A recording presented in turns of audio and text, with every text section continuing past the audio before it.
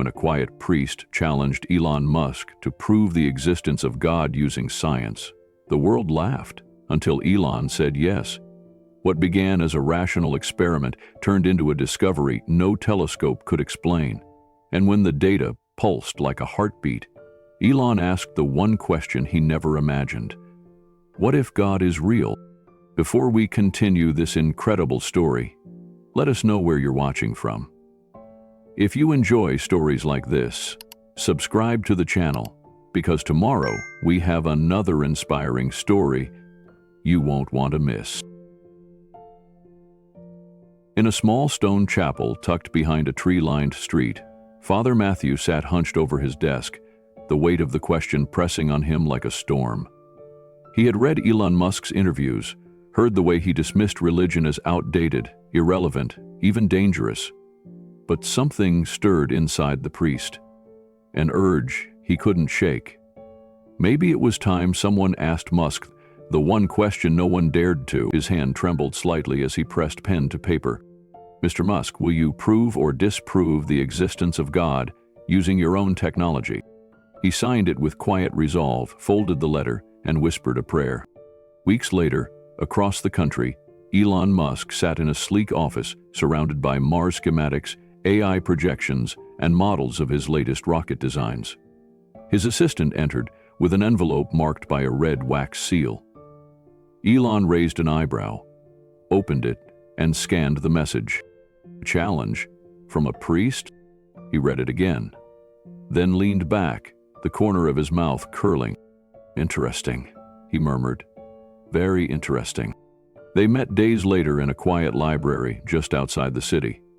Wooden shelves stretched toward vaulted ceilings. It smelled of dust, time, and something ancient. Father Matthew sat in simple black robes, Elon in a tailored dark gray suit. "So," Elon said, adjusting his cufflink, "how exactly do you expect me to prove God exists?" Father Matthew folded his hands on the table, eyes steady.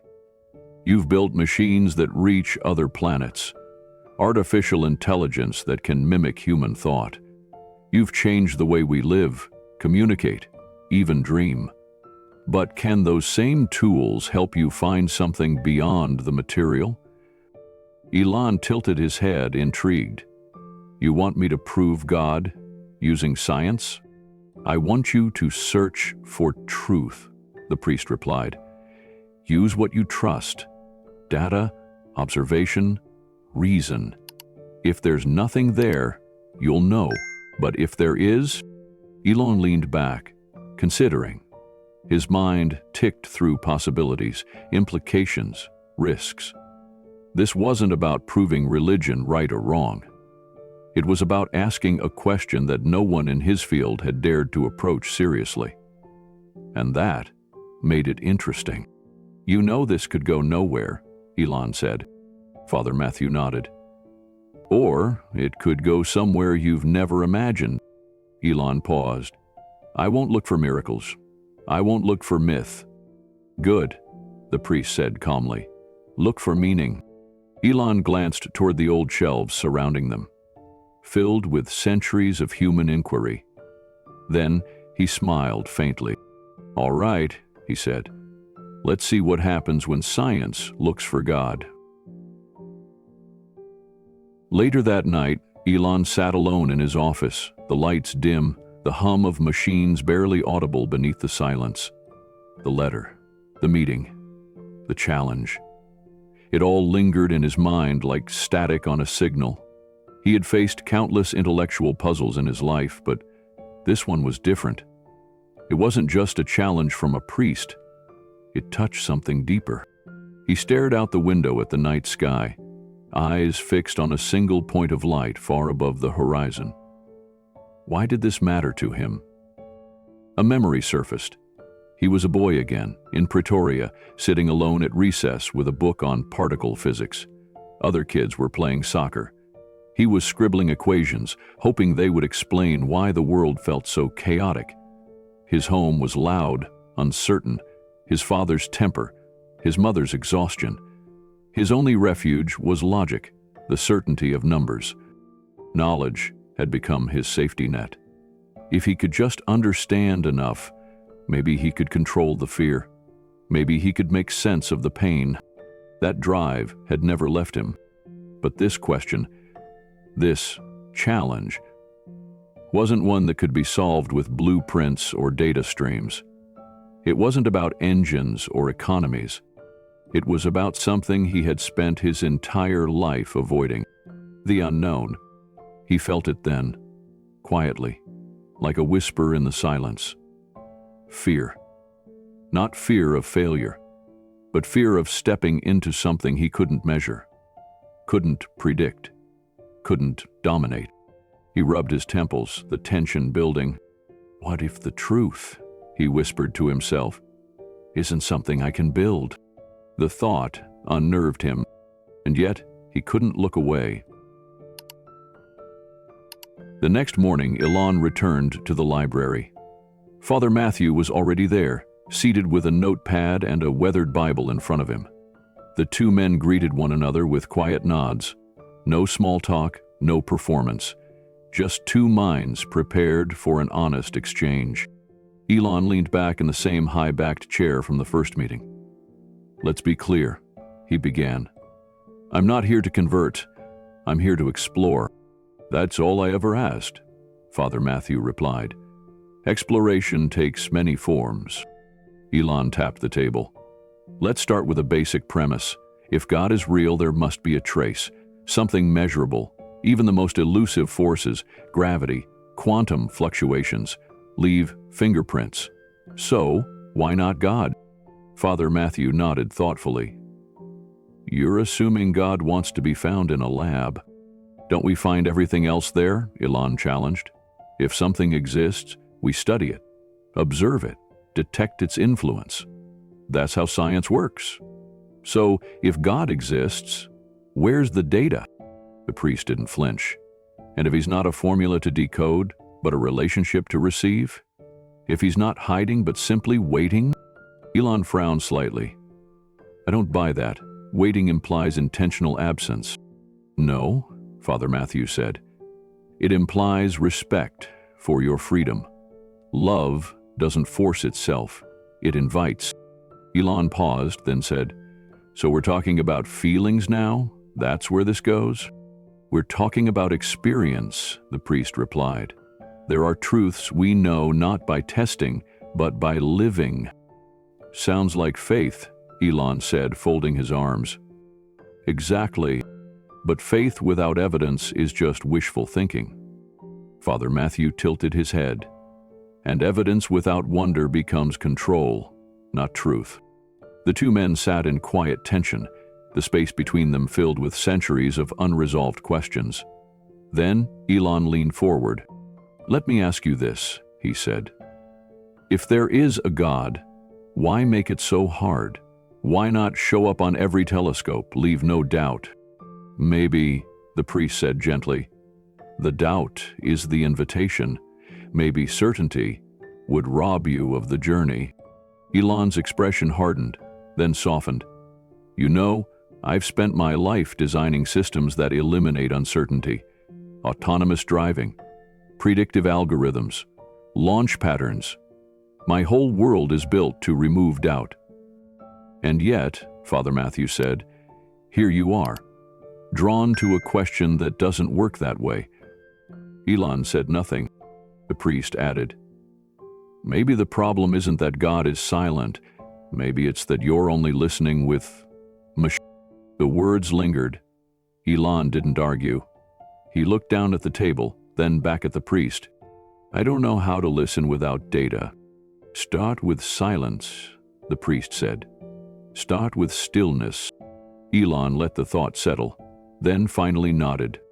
"All right," he said slowly.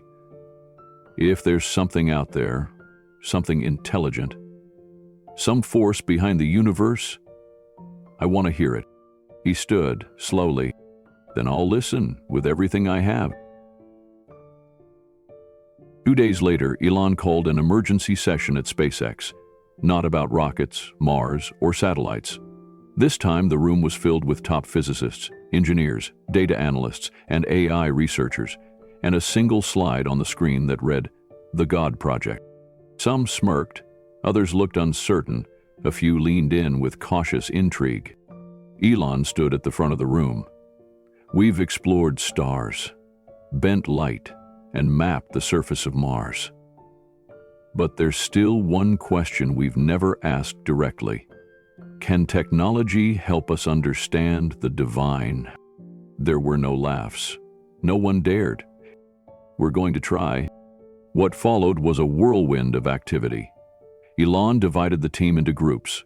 One was tasked with reconfiguring the company's most powerful telescopes to scan regions of space previously dismissed as empty. Another fed massive data sets into custom AI systems, searching for symmetrical patterns or unexplained anomalies.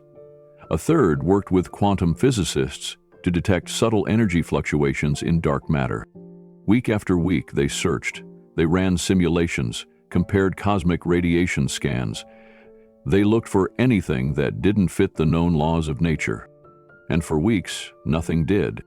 Then, one night, Dr. Harper, a lead researcher in theoretical physics, called Elon to the lab. "You need to see this," she said. Displayed on the monitor was a set of readings from the telescope array. At first glance, it looked like background noise, but after filtering out cosmic interference, a pattern emerged. An energy signature, faint but consistent, appeared in an unremarkable corner of the sky.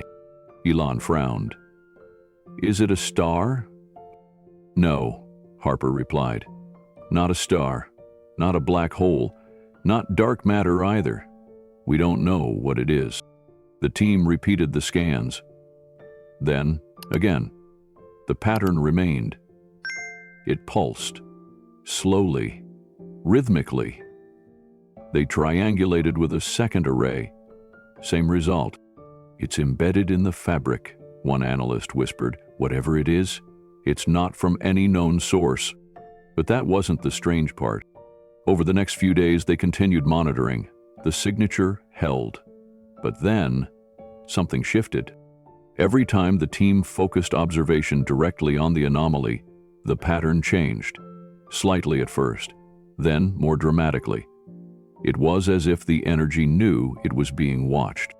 The lab grew quiet. "This shouldn't be possible," Harper murmured. Elon stared at the screen. "Run a comparison of observational intervals." They did. The more direct their observation, the more the pattern changed. The anomaly was responding. "It's not a passive reading," one researcher said. "It's interactive." Data was pouring in. AI models couldn't predict its behavior. Algorithms failed to define its nature. It didn't follow any known laws. Yet it wasn't random. It was ordered, responsive, intentionally elusive. Elon watched the pulse on the monitor. Slow, steady, alive. He turned to Harper, his voice lower now. "Could this be a glitch?" She shook her head. "No, it's not mechanical. It's not a phenomenon." He stared back at the pattern, hypnotized by its rhythm, its strangeness, its calm insistence. Harper's voice broke the silence. "It's not behaving like a phenomenon," she said softly. "It's behaving like a presence." The lab was dark, the hum of machines barely audible in the stillness. Everyone had gone home hours ago, their minds exhausted, still unable to make sense of the anomaly that defied all known physics. Elon Musk sat alone in the glow of a single monitor, its faint blue light casting soft shadows on the walls. The pattern was still there, pulsing, steady, inexplicable. He stared at it, his fingers laced together, elbows resting on the edge of the desk. The data wasn't changing now. No new spikes, no strange reactions. Just that same quiet rhythm, like a heartbeat, like it was waiting. Elon leaned closer to the screen, narrowing his eyes. He'd stared at data his whole life. Algorithms, waveforms, propulsion curves, but nothing had ever felt like this. It wasn't the information that unsettled him, It was what it suggested. It didn't feel like a discovery. It felt like a presence. He felt something, not outside him, but within. A sense that he wasn't alone in the room, not haunted, not watched, just accompanied. He whispered to himself, "What are you?" There was no voice, no vision, no proof, but the pulse on the screen quickened for just a second, then returned to its slow rhythm, as if acknowledging the question. Elon leaned back in his chair, his breath catching in his throat. He rubbed his temples, trying to make sense of the moment. Maybe he was just tired. Maybe his mind was projecting. But deep down, he knew this wasn't imagination. This wasn't fatigue. It was something else. Something sacred? His entire life had been a pursuit of control. When the world felt unstable as a child, he clung to logic. When people were unpredictable, he turned to machines. When emotions got too loud, he drowned them in equations. Knowledge was safe, predictable, contained. But now, here he was, face to face with something he couldn't quantify, and for the first time in decades, he didn't want to explain it. He wanted to feel it. He stood slowly, walking over to the far window of the lab. The stars shimmered above the desert horizon, distant but familiar. He had spent his career trying to reach them, but tonight, they felt closer than ever. He whispered again, "Maybe this is what faith feels like." Not certainty, not doctrine, just presence, quiet, steady, real. He closed his eyes. Memories came rushing back. Nights alone as a boy, questions with no answers, the ache of feeling different, the hunger to prove he mattered by building things no one else could. He'd built rockets, AI, tunnels beneath cities, but he'd never built peace. Until now. It wasn't a breakthrough in physics that moved him. It was the moment he stopped striving, stopped controlling, stopped needing the universe to fit inside his grasp. He sat back down, one hand over his mouth, staring again at the anomaly's pulse. It wasn't a code. It wasn't a signal. It was a mirror, reflecting something back at him he hadn't seen in years. "Wonder. I've spent my life chasing answers," he whispered, voice cracking. "But maybe the answer is letting go." The room stayed silent. The pulse continued, and in that silence, Elon Musk, visionary, inventor, skeptic, finally surrendered. Not to weakness, to wonder. Weeks later, Elon Musk stood on a stage in Geneva, Switzerland, facing an auditorium packed with scientists, philosophers, theologians, and journalists from around the world. It was the closing session of the Global Science and Spirituality Summit, a gathering he had once dismissed as irrelevant. Now, he was the keynote speaker. He adjusted the microphone slowly, scanning the crowd. His posture was relaxed, but there was a weight in his eyes, a calm intensity that hadn't been there before. "I was invited here," he began, "because my team discovered something we can't explain." The room was still. He clicked a button, and the pulse appeared on the screen behind him. The same anomaly, the same signature, the same rhythm that had kept him up late into the night. This energy signature appeared where we weren't even looking. It wasn't a black hole. It wasn't dark matter. It wasn't a glitch. He paused. And we didn't find it by proving a theory.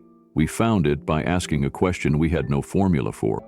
He took a breath, letting the silence stretch before continuing. What we encountered didn't behave like anything we've ever studied. It changed based on our attention. It responded.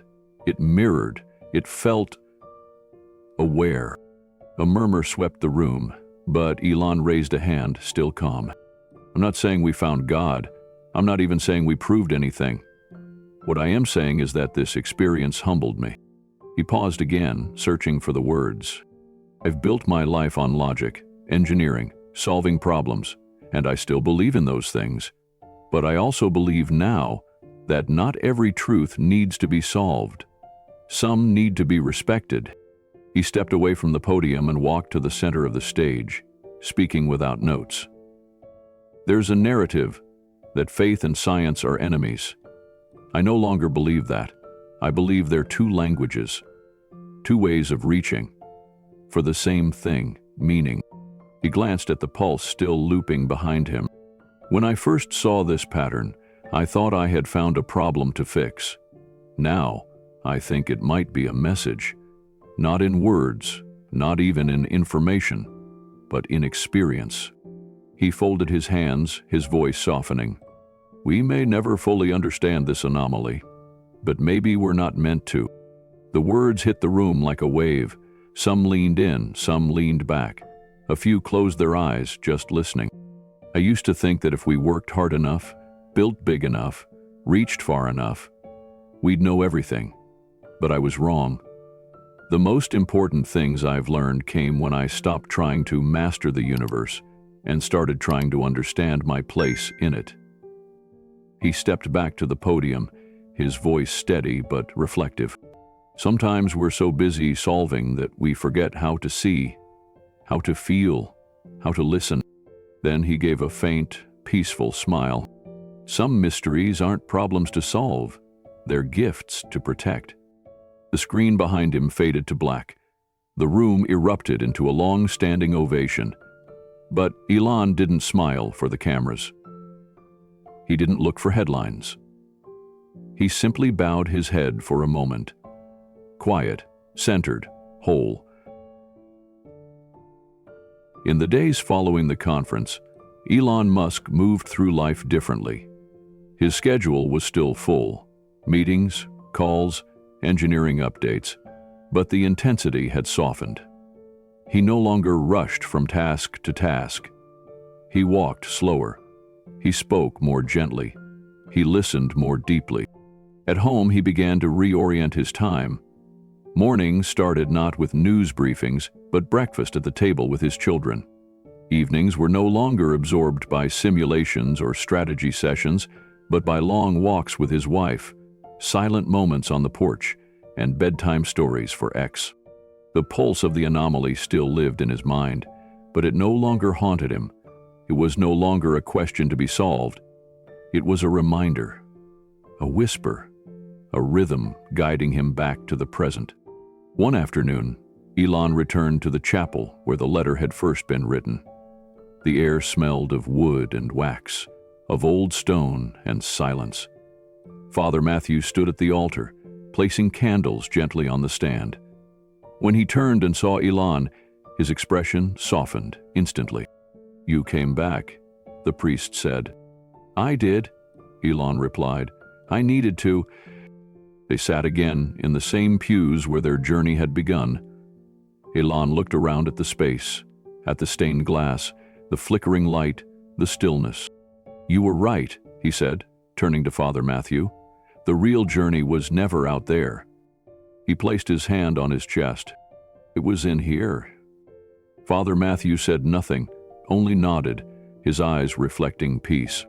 "For so long," Elon continued, "I believed that conquering space, building machines, reaching farther, that all of that would make me feel whole. But it didn't. Not really." The priest's voice was quiet. "And now?" Elon looked up toward the simple wooden cross above the altar, its shadow cast long across the floor. "Now I know I don't need to reach so far," he said. "I just need to open myself to what's already here." He stood slowly, the pew creaking beneath him, and extended his hand. "Thank you for asking the question no one else ever dared." Father Matthew took his hand. "Thank you for answering." Elon stepped outside. The sun was setting. Birds sang in the distance, and for the first time in his life he whispered, "I've never felt so small, or so at peace." That evening, the house was quiet. The sky outside Elon's window had turned to deep blue, the stars just beginning to peek through the veil of twilight. He moved through the hallway with slower steps now, not because of age or fatigue, but intention, presence. He reached X's room and knocked gently before stepping inside.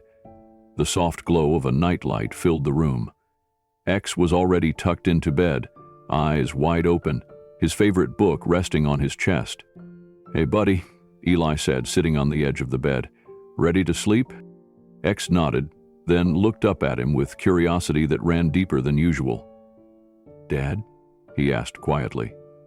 "Did you ever find God?" The question landed with the soft force of truth. Elon paused, unsure if he should offer an answer or just a smile. But X waited, patient and sincere. Elon gently ran his hand through his son's hair, then spoke in a tone that was neither grand nor rehearsed. "No," he said softly, "but I stopped trying to explain him. And that's when I felt him." X didn't ask anything more. He only smiled, then closed his eyes. Elon kissed his forehead, stood, and turned off the lamp. As he stepped out into the hallway, the peace lingered with him. Sometimes, the most inspiring story isn't about proof. It's about presence. It's not about solving the mystery, but embracing it. Not about conquering the unknown, but allowing it to shape us. For Elon Musk, the search for God didn't end with certainty. It ended with surrender.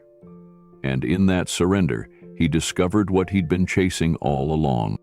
If this story moved you, subscribe now. Share it with someone who needs to hear it, someone searching, someone questioning, someone who might just be ready to feel what Elon felt in the silence. Sometimes, we don't need the answer.